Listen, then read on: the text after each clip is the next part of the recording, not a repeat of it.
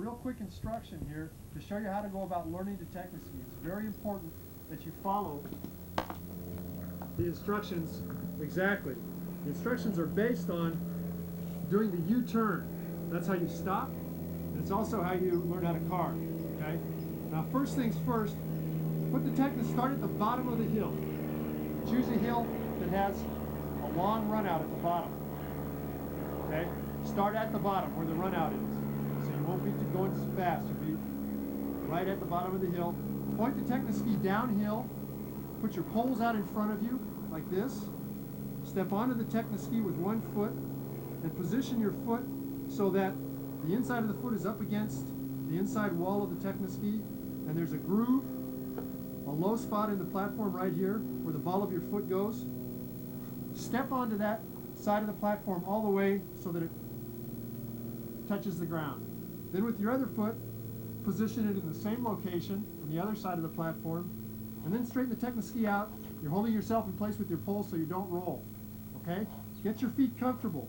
You can move them around. You can wiggle the Techni Ski from side to side. Get the feel of it. Make sure that you're loose in your ankles and your knees. You notice that I'm not bending forward like this and I'm not stiff-legged. My hips are centered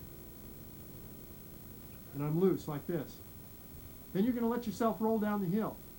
The first thing you're going to learn how to do is to use your momentum to do a U-turn. You come all the way around. Let the Techni Ski roll and bring it on around. Now I'm doing it in a very steep section of the hill. As a beginner, you will not have nearly that much momentum. But the basic rule of thumb is that you master the U-turn, you have to be able to do it both right and left. That was a right turn. You come over and you do a left turn.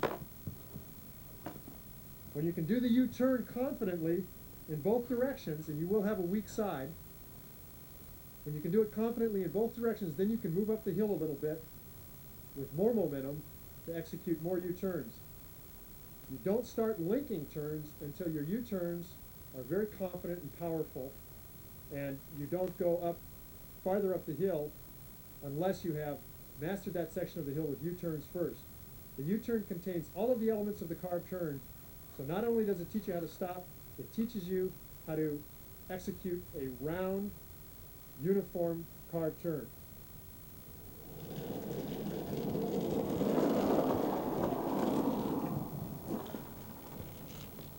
Now what's happening when I do that U-turn is that my weight is shifting to the downhill foot. That stabilizes the platform and keeps it from wobbling. Now when you first get on the Techni Ski, it'll feel very unstable to you, and you'll feel a lot of shimmying like that. What you're trying to do is gradually increase your momentum, and using the arc of the turn to stabilize you, you press farther, harder and harder with the downhill foot. The more momentum you have, the more pressure you can get on your downhill ski. When you first get on the Techni Ski and you're first learning, your skiing technique will not come into play immediately. Okay? You have to learn to use that momentum first. Once you're getting your momentum up, you'll feel your weight shifting over onto that downhill foot, and that's what stabilizes the platform and keeps the platform from tipping into the turn.